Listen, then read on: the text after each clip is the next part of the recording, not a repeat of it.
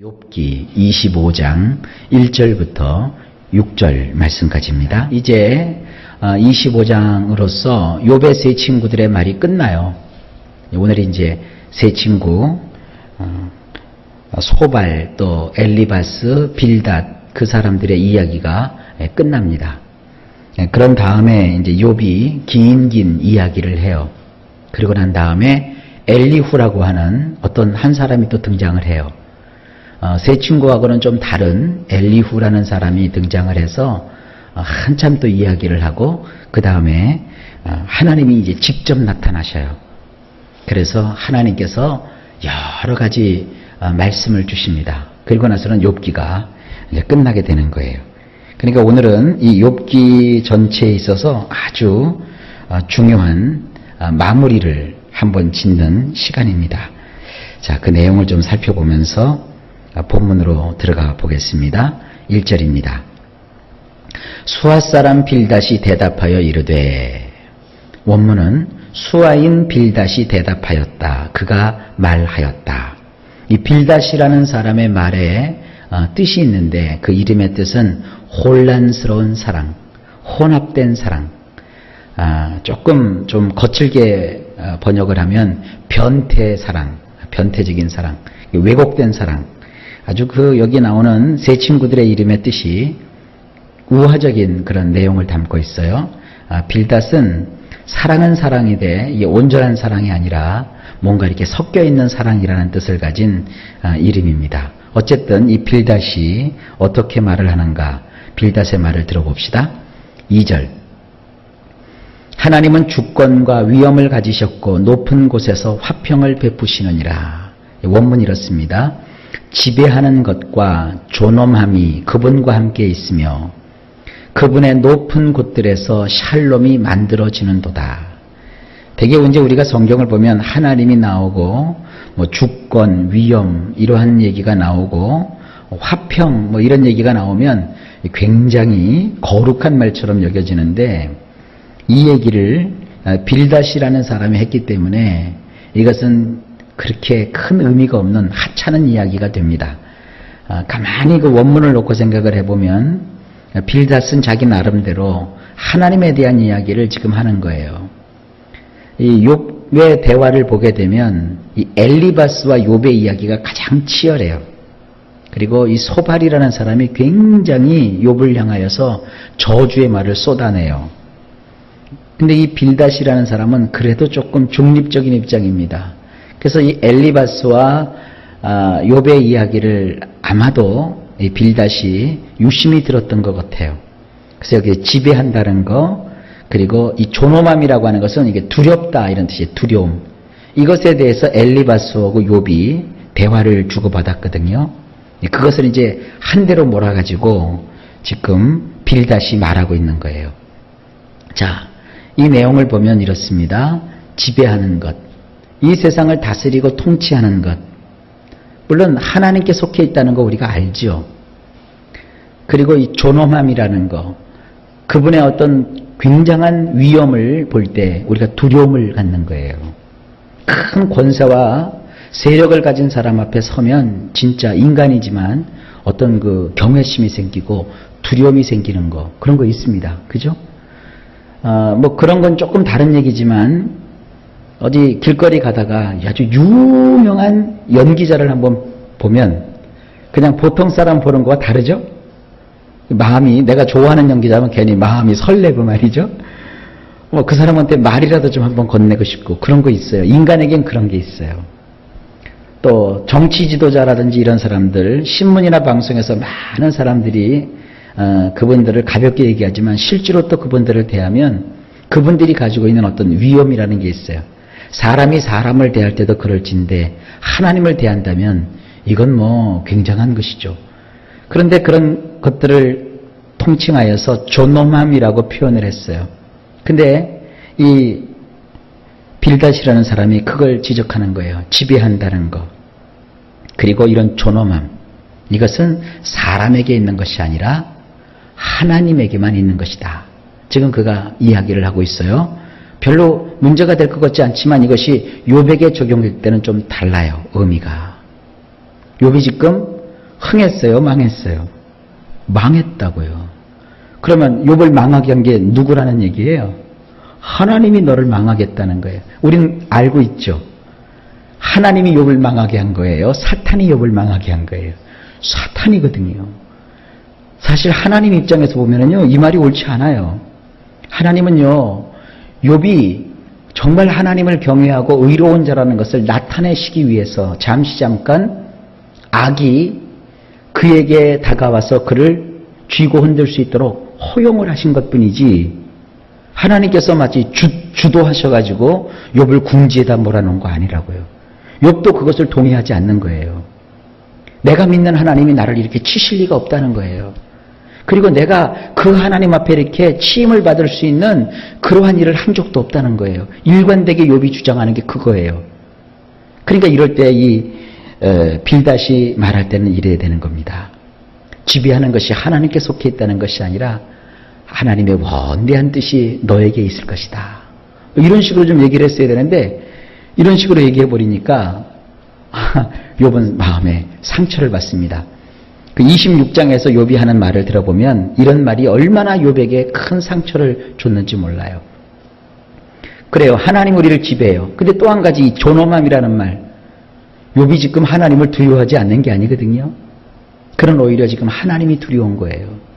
침묵하시는 하나님. 내가 엄청난 어려움을 겪었음에도 불구하고 그걸 설명해 주지 아니하시는 하나님 앞에서 욥은 참 두려운 거예요. 욥은 도대체 왜 하나님이 나를 버리셨는지, 왜 하나님이 나를 잊으셨는지 그런 그것을 이해할 수도 없고 풀 길도 없었어요. 근데 욥에게 지금 넌 지금 하나님을 두려워하지 않지? 너 하나님 앞에서 그렇게 막 고개를 뻣뻣하게 들고 너 그러고 있지? 좀 이런 투로 이 빌닷이 말하고 있는 거예요. 설명을 듣다 보니까 그 말이 조금 왜곡됐다는 거 여러분 이해하실 수 있겠죠? 그리고 또 한 가지 얘기를 하죠. 이 샬롬이라는 거, 평화, 화평. 우리 이제 샬롬이라는 말이 더 익숙하죠? 이런 화평이나 평화가 높은 곳들, 하나님이 계시는 그 통치하시는 그 하늘에서부터 온다는 거예요. 오늘도 우리가 찬양을 했지만 이 평화라고 하는 것은 사실 사람에게서 나오는 것은 아닙니다. 그런데 지금 욥의 처지가 우리가 볼 때 평화가 있어요, 없어요? 없다고요. 그러니까 지금 욥에게 평화가 없으니까 이 빌닷은 뭐라고 지금 정죄하고 있는 겁니까? 너에게 지금 평화가 없으니까 너는 하나님과는 상관없는 자라는 거예요. 아니죠. 욥은 지금 하나님과 상관없는 게 아니죠. 하나님은 욥을 떠나지 않으셨어요. 버리지 않으셨어요. 그 와중에서도 그를 지켜보고 계시고 그와 함께 하시고 사탄에게 분명히 말씀하셨죠. 다른 건 다 건드려도 좋지만 욥의 생명만은 네가 해하지 말라. 그러면서 욥을 보호하고 계시는 하나님이시라고요. 우리가 시련과 어려움을 겪는다 할지라도 하나님은 그것 때문에 우리를 멀리하거나 그러시지 않습니다. 또 그 시련과 어려움이 하나님이 나를 버리신 증거가 아니에요. 그것이 나를 위한 또 하나의 훈련입니다. 그래서 나에게는 멀어 보이는 이 샬롬도 사실은 나와 함께 하시는 하나님이 나에게 지금도 주고 계시는 거예요. 그리고 어려울 때 여러분들이 하나님 앞에 여호와 샬롬을 부르는 거예요. 하나님, 환경은 어렵고 힘들지만 하나님이 가지신 그 평화를 나에게도 주시옵소서. 그러니까 이 빌닷의 말은 겉으로 볼 때는 옳은 것 같으나 이건 옳은 얘기가 아닙니다. 인간적으로 평화한 것이 없다 할지라도 이미 평화의 주인공이 되시는 예수님께서 우리와 함께 하시는 것처럼 하나님께서 이 욥과 늘 함께 하고 계셨어요. 3절입니다. 그의 군대를 어찌 계수할 수 있으랴? 그가 비추는 광명을 받지 않은 자가 누구랴? 원문 이렇습니다. 그분의 특전 부대원들이 어찌나 많던지 셀 수 있을 텐가?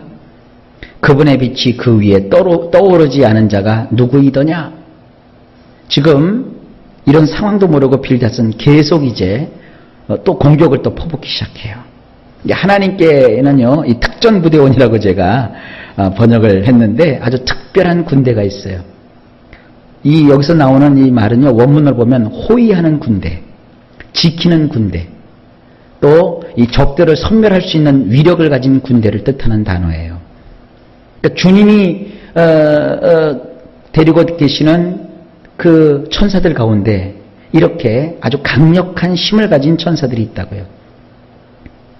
지금 이 빌닷이라는 사람은 하나님과 무슨 욥 사이에 무슨 전투 장면, 전쟁을 그리고 있는 거예요. 여러분, 절대 하나님은 욥을 대적하지도 않으셨고 욥은 또 하나님을 향하여 반항하지도 않았죠. 우리는 분명히 알고 있잖아요. 근데 이 빌닷이라는 사람은 전투 상황으로 보는 거예요. 욥이 하나님을 향하여 절규하는 것은 하나님을 향하여 막 도전하는 것으로 봤고, 욥이 이렇게 어려움을 겪은 것은 하나님께서 그 군세들을 보내가지고 욥을 다 휘몰아쳐서 망가뜨리고 무너뜨리는 것으로 본 거예요. 이건 잘못된 시각입니다. 우리가 교회를 다니면서 하나님 말씀을 안다고 하면서도 잘못된 시선을 가지고 어떤 것을 평가할 때 이런 일을 저지를 수가 있어요. 그러니까 하나님을 사랑한다고 하면서 빌닷이 그 이름처럼 왜곡된 사랑을 할 수가 있는 겁니다. 이거는 빌닷의 잘못된 세계관, 잘못된 가치관, 잘못된 영적인 지식입니다. 여기서 그분의 빛이라고 하는 것을 어떤 신학자들은 태양빛으로 해석하기도 해요. 어쨌든 태양이 비추지 않는 자가 어디 있습니까? 그분의 통치, 그분의 자비, 그분의 때로는 심판을 받지 않을 인생은 없다. 그러니까 욥에게 지금 뭐라고 하는 거예요? 빌닷이 아무 말 말고 잠만 마고 꼼짝 마라. 지금 이렇게 얘기하고 있는 겁니다. 그러니까 이것은 경우에 합당한 얘기가 아니라는 뜻이죠. 4절. 그런즉 하나님 앞에서 사람이 어찌 의롭다 하며 여자에게서 난 자가 어찌 깨끗하다 하랴. 그거 별것도 아닌 논리를 가지고 이제 그냥 딱 부러지게 욥을 이렇게 딱 정죄하고 있어요. 원문을 보면 이렇습니다. 엘과 견줄 의로운 사람이 누구던가 여인이 낳은 자가 어찌 깨끗하랴. 욥이 지금 하나님 앞에 억울해요. 하나님 억울해요. 나는 하나님 앞에 바르게 살려고 노력을 했는데 이렇게 하시니 나는 참으로 억울해요. 지금 이러는 욥이에요. 근데 그것을 이 빌닷이라는 사람은 뭐라고 본 거예요? 교만하다고 본 거예요. 하나님과 의를 견주고 있다고 본 거예요. 그건 전만의 말씀이죠. 두 가지예요. 정말 깨끗하게 살아온 사람이 억울한 일을 겪으면 할 말이 있죠. 그죠? 또 한 가지는 깨끗하지 않은 사람이 깨끗하다고 하면 이건 거짓말을 하는 거죠. 그러니까 둘 중에 하나예요. 그런데 이 빌닷은 욥이 악을 숨겨놓고 하나님 앞에서 체면이 있으니까 의롭다라고 지금 항변하는 것처럼 여기고 있는 겁니다. 우리도 이건 알죠. 여러분, 여인이 낳은 자 가운데 깨끗한 사람은 없죠. 여인이 낳은 자는 뭐예요? 이 세상 사람 아닙니까? 여인이 낳지 않은 사람이 어디 있겠어요?